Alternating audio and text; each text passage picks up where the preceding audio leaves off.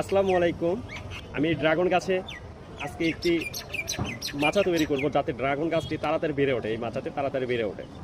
এটা ছাদ বাগানের জন্য আমি মাচা তৈরি করব। এখন আপনারা সবাই দেখেন মাচাটা।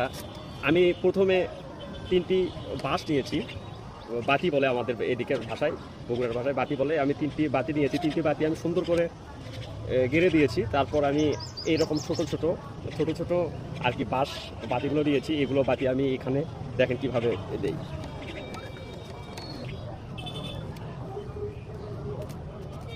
এইরকম করে আমি দিচ্ছি প্রচুর কাটা ড্রাগন গাছে। এইভাবে আমি গাছগুলো দিয়ে রাখলাম যাতে তাড়াতাড়ি বেড়ে ওঠে। পরবর্তীতে নেক্সট ভিডিওতে দেখাবো গাছগুলো কীরকমভাবে বড় হয়। আশা করি আবার দেখা হবে। ধন্যবাদ সবাইকে। আসসালামু আলাইকুম।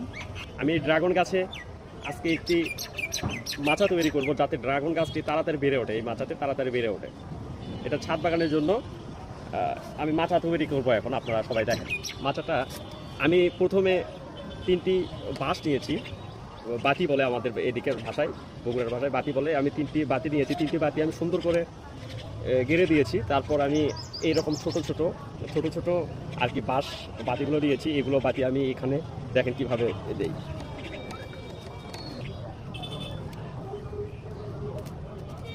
এইরকম করে আমি দিচ্ছি প্রচুর কাটা ড্রাগন গাছে। এইভাবে আমি গাছগুলো দিয়ে রাখলাম যাতে তাড়াতাড়ি বেড়ে ওঠে। পরবর্তীতে নেক্সট ভিডিওতে দেখাবো গাছগুলো কীরকমভাবে বড় হয়। আশা করি আবার দেখা হবে। ধন্যবাদ সবাইকে।